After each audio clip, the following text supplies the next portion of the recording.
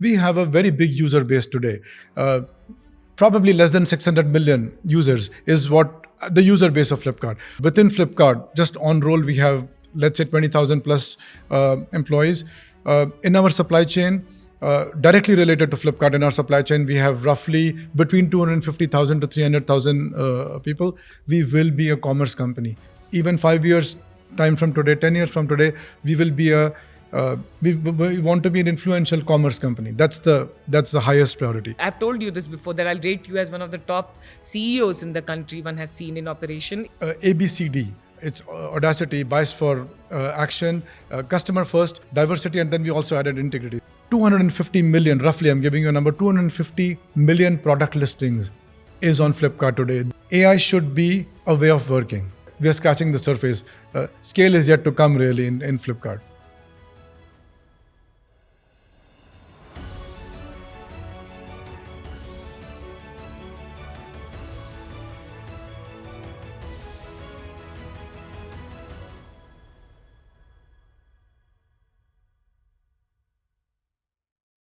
There is an association that Flipkart created for us, and it continues to do that today. Where do you see Flipkart today when it comes to the impact it is creating in India, in Bharat? Flipkart has been built on some foundations, right? I'll talk about the culture, I'll talk about the DNA, the values of the company, which has not changed over time. Over the last several years, it's been similar, right? And those are the ones which have created the impact we talk about, right? First of all, talent first. I am so proud about this. And again, it's not something which I can take full credit of. The company's been like that always. We have attracted and we continue to attract the best talent in the world. And that is the talent which solves problems for the country, right? A lot of things which we have done in the last 10 years, in the last 14 years, 15 years, they were the first times for the country. Yeah. And this is the talent that has actually taken up audacious goals and solved those kind of problems for the country on the back of technology. That is another very big thing which we have stood for and we continue to. The company, the primary objective of the company, purpose of the company relates to access and affordability. How do we give access of good quality products to the length and breadth of the country and make it affordable? This is what Flipkart wanted to do, is doing, and I think that we are still maybe 2 on 10 in that journey. When it comes to the potential ahead of us, we are scratching the surface and there is so much more to do on access and affordability. So that's the way we think about what we have done for the country and what we want to continue doing for the country, truly democratizing commerce across the country. Where do you see e-commerce when it comes to India? I think like most of the countries in the world, e-commerce has seen a journey. And it's not very different from India. If you look at India, e-commerce started with books and media, and then it went into certain categories, branded electronics, then it went to branded fashion, and then appliances, unbranded fashion. Like that journey has gone up, right? And if you just look at e-commerce penetration, in India, it is still a bit uneven. There are categories which are very deeply penetrated. There are categories which are not very deeply penetrated. There are customer segments which are deeply penetrated. There are customer segments which are still experiencing e-commerce for the first time or the second time. So that's the way we think about it. Fashion as a category, broad clothing, fashion accessories, footwear, home categories, beauty categories. These are all the categories where penetration is low, and these are growing categories in commerce in general. So low penetration in a high growing category. So this is one way to think about it. The second way to think about it is that e-commerce still is more deeply penetrated in bigger cities and more affluent pockets of the country. It has to go deeper and deeper into the country, lower in affluence. And that's another thing which Flipkart has taken as a responsibility, being the market leader, to get e-commerce into the real country. That's what we've been doing, into the length and breadth of the country. And over the last several years, we've also built those capabilities. Most importantly, we have our own supply chain. We have a supply chain which actually can deliver any kind of a packet, a small packet, a fragile packet, a large packet, into any kind of a household into the country. So that's what we really stand for, getting this into the country. Still massive opportunity ahead of us, both on customer segments and category penetration. Kalyan, there I have to bring you into the picture, you as the CEO, because, with scale and with this kind of scale, things not necessarily always go. Like, delivery doesn't go on time and there are complaints, there might be issues. But somewhere Flipkart has continued to retain that ethos, that DNA, customer first. And then you've delivered that with scale. How do you do that? What are some of the things that you've institutionalized? See, it is a combination of talent, processes, and systems, and heavily technology enabled. Only if all of these are technology enabled, it can actually replicate and multiply at this scale. So that's the way we've actually thought about it over the years. Also, a lot of focus. We are very clear as to what is important, what is strategic for us, what is operational for us. What you just mentioned, it's part of our values. It's not an initiative. Customer first is a philosophy. It's a value for Flipkart, right? We have audacity, we have bias for action, we have customer first and integrity. So we are diversity. All of these are values of Flipkart which have not changed and which does not change. So just focusing on these and delivering this day in and day out is what we really stand for. How do you, create that kind of energetic, driven culture with this kind of scale? First of all, we hire people like that also.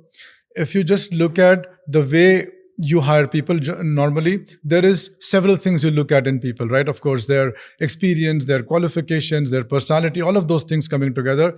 I personally over-index on hunger and drive. I think people we normally meet are generally capable. They've done something very good in their previous experiences.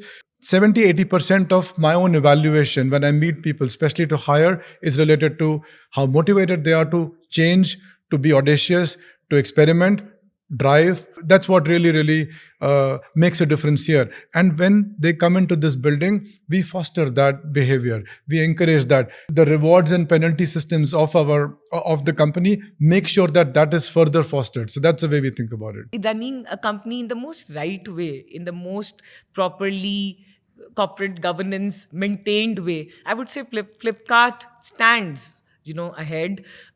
There's been no big headlines, which we are seeing these days for a lot of companies happening. And you are a guy who believes in this. You come from this background also. Take us through how do you imbibe this in Flipkart? And then I want you to talk about what we're seeing in the startup ecosystem in India today. Sure. We have believed in governance in general for several years. If you just look at the history of the company, go back 10 years, go back 12 years, and if you just look at the board of the company, even as a slightly grown-up startup, we had independent board members who governed us. It was not only investor-led boards. Since then, we have made sure that the company is well-governed. Another thing is in our industry and what we do, anything that gets measured well is what gets attention and progresses. We measure governance. We measure reputation in several ways, and not just us. Our board measures that for us as well, and they ask us questions on this. That's another way that we continue to be honest on that particular metric. I also want to call out the partnership with Walmart in this regard. Yeah. They have taught us a lot. We have learned so much on governance in general from Walmart. They are one of the world's most successful companies and one of the world's most scaled up companies. And the way they have governed it, it's not that we've learned everything, but we have benefited a lot from the partnership, especially on corporate governance. And it continues to be a big priority for us. If anything, it'll get bigger and bigger from a priority point of view as the company gets bigger. We have a pretty big workforce associated with Flipkart. Within Flipkart, just on roll, we have, let's say, 20,000 plus employees. In our supply chain, directly related to Flipkart, in our supply chain, we have roughly between 250,000 to 300,000 people. And if you also just look at indirect workforce, we have about 1.5 million sellers who sell on the platform at any point in time. If you just look at the number of people they have hired, that number goes into millions. So all of this is what we impact. And we also try our best to pass on the governance learnings to everybody we work with, everybody we partner with. So there is a commonality in culture there. I was in Mumbai recently and someone stood up in the audience and said, "Madam, aap startup ecosystem ki baat kariye, wahan to bas ghotala hai." And I thought it was a very dismissive statement because sab ghotala nahi hai. They are companies like yours and the way you're running it. But of course, there have been news and questions. What do you have to say? And how? And this is particularly, I would say, for all the companies, younger companies, entrepreneurs who are in the wings. What do you have to say when it comes to running the company in a... Yeah, see, that particular statement is a bit harsh. Okay, it's not that everybody is dishonest or anything. I think people are building extraordinarily useful products for the consumers, and they're doing it the right way. Okay, that's majority of what we see in our ecosystem. That said, can the ecosystem get better in governance? Yes, this is a little bit of a correction year on governance. I think we have been over-indexing on innovation. Like I said, creating useful products for Indian consumers, breaking the mold in several ways, launching revolutionary products.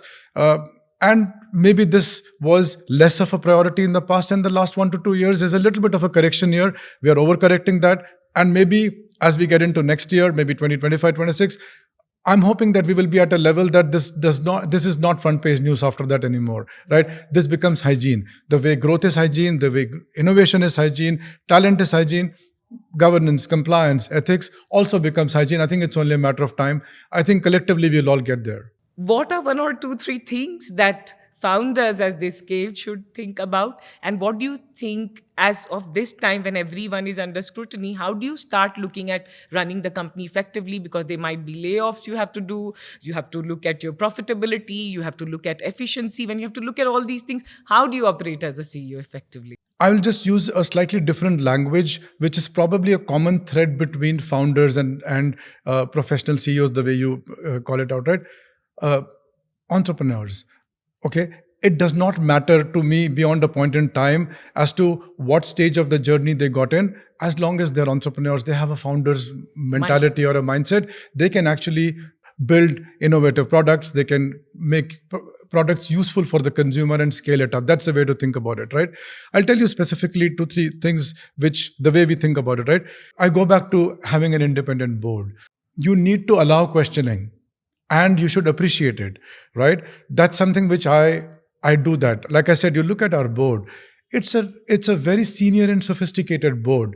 The board acts independently and they ask us questions and they give us feedback and we take the feedback, right? Outside of that, I also have I have mentors who I look up to. I reach out whenever I get stuck with a particular business problem, a particular people situation, or anything like that, which I'm seeing for the first time. I'm not shy when it comes to asking for help. I reach out to people. You're not senior and expert enough to not ask for help. Nobody is. Yeah. I don't think everybody knows everything. So I reach out to people all the time for help. And finally, what I said before, focus.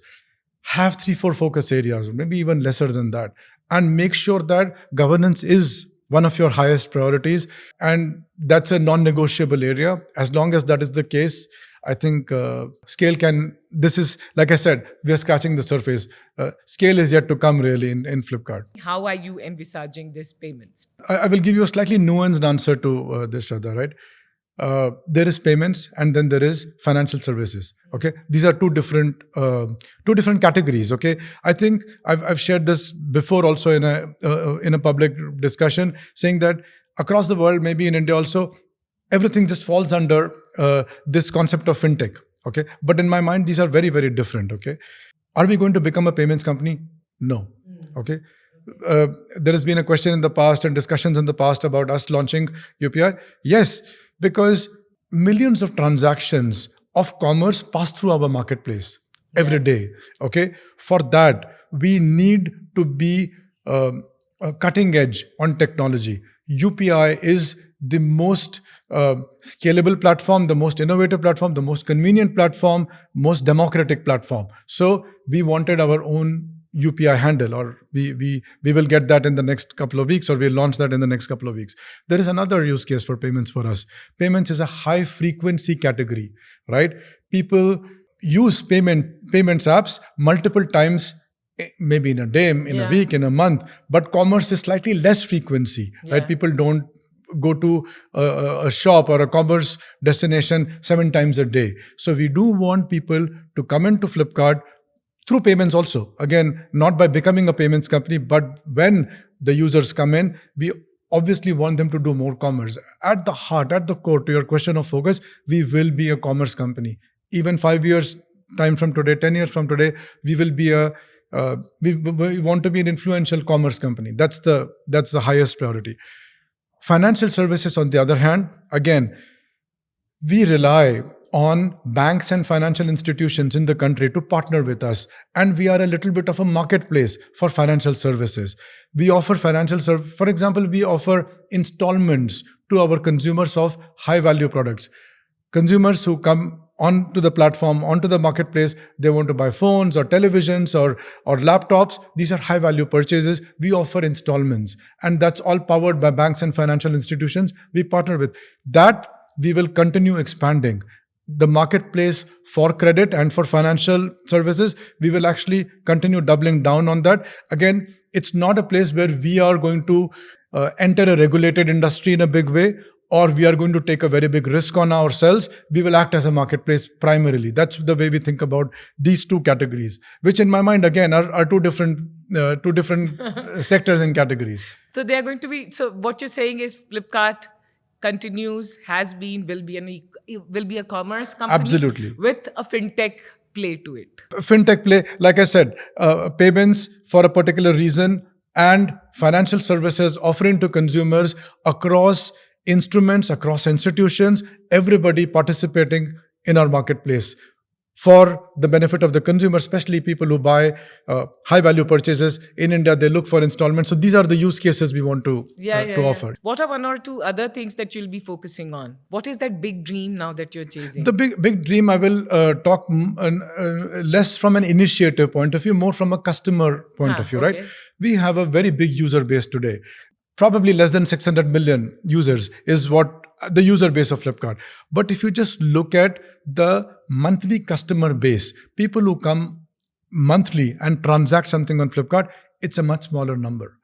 To bridge the gap between that monthly customer base and the 600 million user base, which is a very big part of the consumer internet population of India, that is the biggest vision we have. If I'm able to take this monthly customer base from what it is today to 2 to 3x, which to me is very possible in the next 2 to 3 years, I think we will be able to truly democratize access and affordability in commerce, which I spoke about in the beginning. I'm talking, if you go to Bihar, if you go to Assam, Northeast, I've been traveling all over, और फिर भी लग रहा है कि बहुत excluded है, बहुत चीजें अभी technology अच्छे ढंग से पहुंची नहीं है. How much do you think about this, and how are you working in that direction? It's an excellent question. It's a great conversation, and I appreciate the question you're asking. It's a very deep question also, right?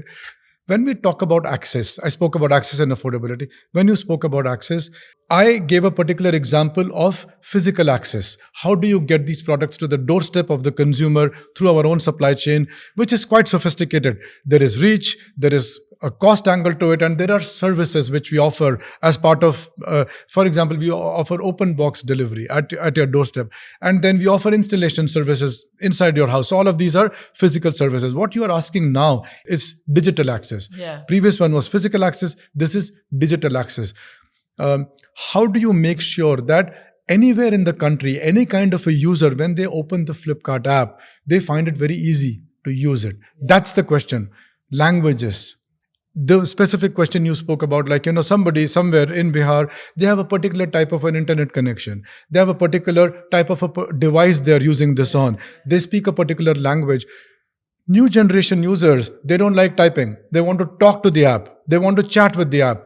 All of these are features and innovations we have launched on Flipkart, and maybe we are the only app which has these kind of features and innovations on the app, which is catered to those kind of users. Basically, every user, Flipkart is for every user in the country. It's not for a particular affluent user or a particular user in a particular state or a city. It's for everybody. And that is the concept of digital access, which is very big for Flipkart. Kalyan, do you track I'm sure you do, but do you track the number of sellers who've come on the platform और जो वो छोटे थे और अब Flipkart के चलते बड़े हुए हैं और कितना नंबर है इंडिया में? What is the scale of it?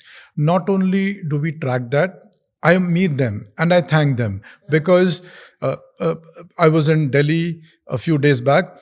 The week before, I was in Surat, which is a very big seller hub for Flipkart. They do women's wear, ethnic wear, and in Delhi, it's heavily home and general merchandise categories, some beauty care categories, and I thank them. And because we are what we are because of them. Right, and there was this conference in Delhi where the Honorable Joint Secretary from DPIIT also joined, and I told him exactly the same thing, that the last 10 years and the next 20 years in India is about consumerism.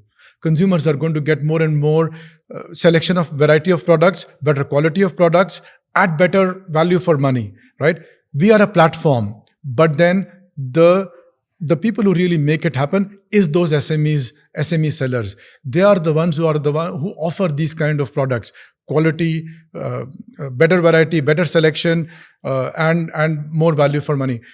250 million, roughly, I'm giving you a number, 250 million product listings is on Flipkart today. This is the scale of selection and variety we offer from all these SME sellers in the country to over 600 million users. So that's what consumerism is all about, that is being brought in by these SME sellers. The government of India has played a pivotal role in this. And again, I thanked the Honorable Joint Secretary, Sanjeev sir, who joined the conference. He was on a panel with me. One simple example, we discussed that particular day. If you just look at logistics, transit time in India over the last 5 years, our estimate, again, our own data, it has gone down by 40% to travel, for goods to travel from a part of the country to another part of the country. Cost structure of logistics has gone down by 50%. And it's entirely enabled by the government of India. You look at it, tax simplification, you look at documentation simplification, the quality of infrastructure in terms of roads, all of that has helped the ecosystem in a very big way. What do you have to say about the India that we are in today? I don't have the stature to talk about the leadership of the country. I think they're admirable.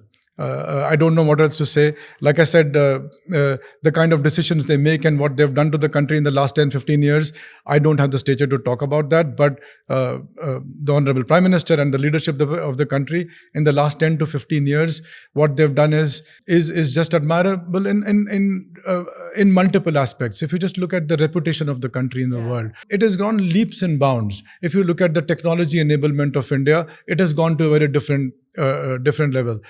I personally, this is not my area of expertise, but even if you just look at safety and security, it has gone to a different level. Consumerism, I spoke about, just the growth opportunities, massive change. I would say a huge change in all of these.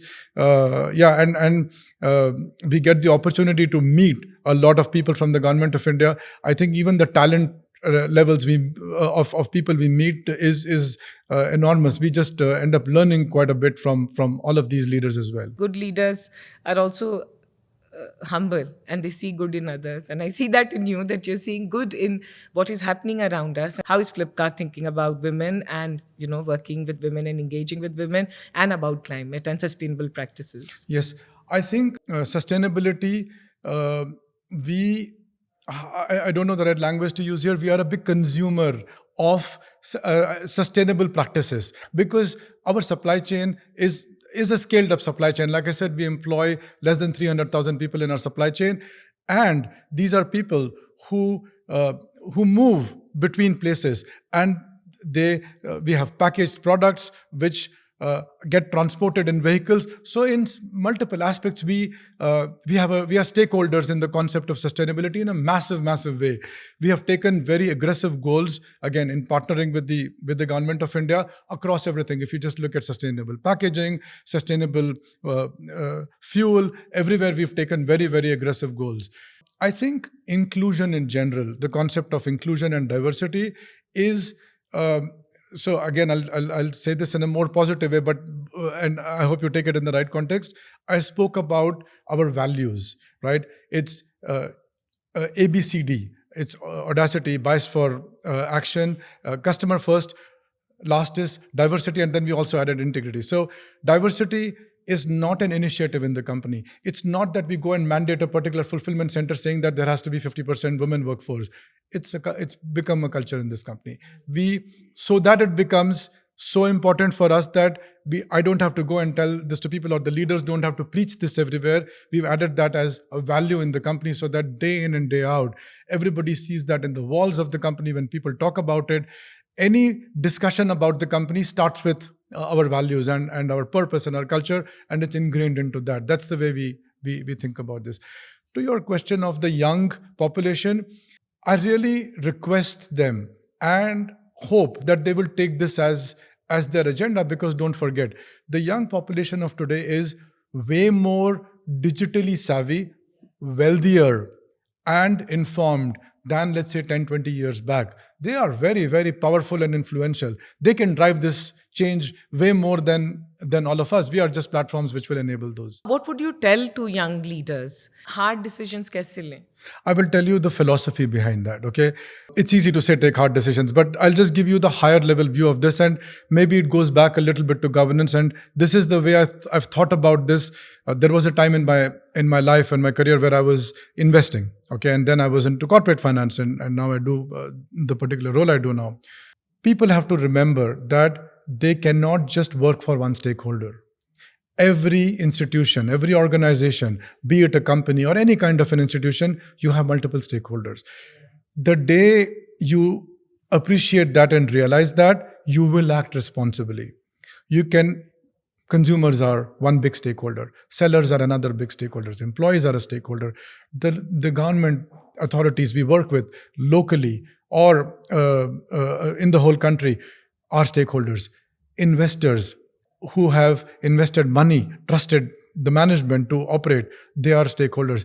The day you see all of them as important, I don't know, equal or not equal, but important stakeholders, and you don't necessarily work with a unidimensional metric towards just one stakeholder, I think responsibility will come automatically. So that is the way I have always thought about this. When I was an investor, I used to say this to people, that guys, great work on growing, and great value you're giving to consumers, but don't forget, consumers are an important stakeholder, not the only stakeholder. So the day all of us start thinking about all stakeholders, I think accountability and responsibility will start coming in. That is the job of a board and good governance as well. They need to keep reminding the management that you have all these stakeholders. And the question you asked about sustainability, again, you owe it to the consumers and the country at large to make sure that you are responsible in business practices. That's again making sure that you are living up to that particular stakeholder. How are you using AI, and how are you looking at AI in Flipkart? Yeah, we have these discussions often in the company. My worry, again, is that AI should not just become an initiative. Like I said about certain other concepts, AI should be a way of working. Daily level, okay? Not that I just launched a particular chatbot for customer support. That's, again, you measure the metrics of that, that'll be like, it's very, very restrictive and limited. Across every stakeholder, customers, how do they feel that we are being a lot more personalized to them, intelligent to them, the way we offer our services? That's most important, because don't forget, India is a very diverse country, right? You yourself called out, there are small towns and small cities and all kinds of users with different levels of exposure. How do you offer personalized services to them? That's a consumer stakeholder. For sellers, two important metrics for them to grow and make money: ease of doing business and cost of doing business. Make sure that everything related to this has AI built into it. All stakeholders, like our supply chain, intelligent routing, I just gave a random example, address intelligence, all of these, everywhere we have to make sure that AI is embedded. It should not become an initiative in the company. It has to be part of the culture. That's the way we think about it. We have a very, very strong tech culture in general. Again, I won't take the full credit for that. It's been like that for forever. We have a very strong CTO, CPTO, and a very strong engineering and product team with a strong culture. So that's the way we think about it. How do you ensure that innovation, newness, and picking up signals from the market and converting that into something new and different is constantly happening. How do you integrate that in the system? Again, I think that's an area where we constantly learn. Okay, that's not an area just because of the size and scale and processes and everything of the company. We are still okay, but that's an area we continuously learn towards. But I'll tell you something, it's very deeply embedded into the rewards and penalty system, the performance management system of the company itself. There is a process we have. There is a cycle of four months, let's say. Every of this cycle, we go to the whole company and ask them what are the products which they want to get built. And I'll tell you something, when the requests come to us, it's like 140 to 150 products that want to get built, or across all employees. They believe this is what the consumer in India wants or sellers in India want. They want us to build those. Of those 140, 150, these are big products, these are features, all kinds of launches. We pick up about 40 to 50 of those and we build those. This is probably as much as we can do at this size and scale to continuously build products and to be ahead of the game. But this is an area where I also meet a lot of entrepreneurs and I learn from them. And I encourage everybody in our company also to go out in the market, talk to sellers, talk to brands, talk to entrepreneurs, and learn this particular aspect. It's something which is not going to stop on the learning front. Opposite of that, the question I have is that I read a very good book by Morgan Housel, Same as Ever, which says that we always think about 10 saal mein disruption kya hoga, but we should also think about what will never change. What are some things like greed and fear, he says, will never change, and it has not changed. Running Flipkart, seeing the Indian consumers, what are the basic fundamentals that you think are not going to change? Like I said before, governance, talent, culture of technology first, customer first. These are 3-4 things which will never change. Whatever categories we do, the way we service the customer, anything, these are 3-4 things which have not changed in the last several years. And I don't think it's going to change soon. And I hope these things don't change. As long as these things are there, I think we will continue winning. What keeps you so passionate and excited? Because many a times I have asked you in the last years that, you can do anything else, but you continue to do this. Yeah, I've shared this in a previous discussion, also in a public forum.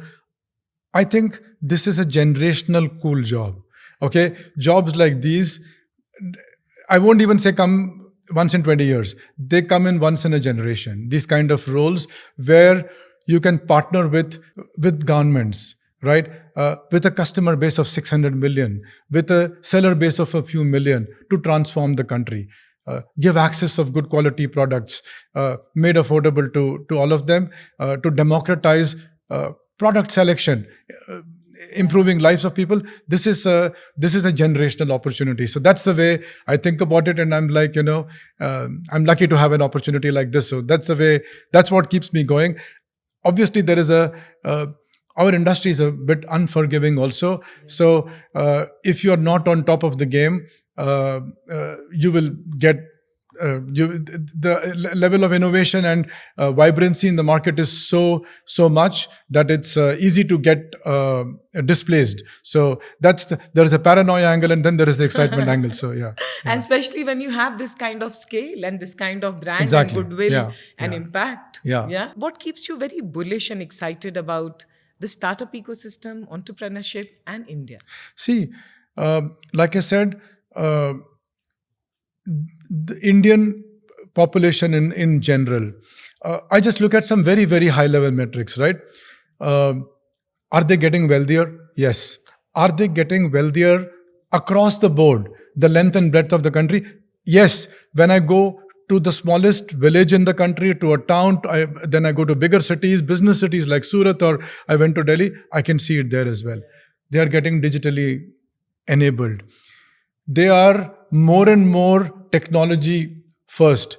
To me, things cannot go wrong too much from here. I think for all of us, Yeah. the opportunity is just so massive, and it's a very progressive government we are part Yeah. of. So I think between all of these, I'm hoping things just cannot go wrong for us. So Yeah, it only gets better. yes. And we wish you all the best. You said 600 million customers. That's massive. User base is Yeah. roughly User base. user And, base is about 600 million. So is there an ambition of 1 billion?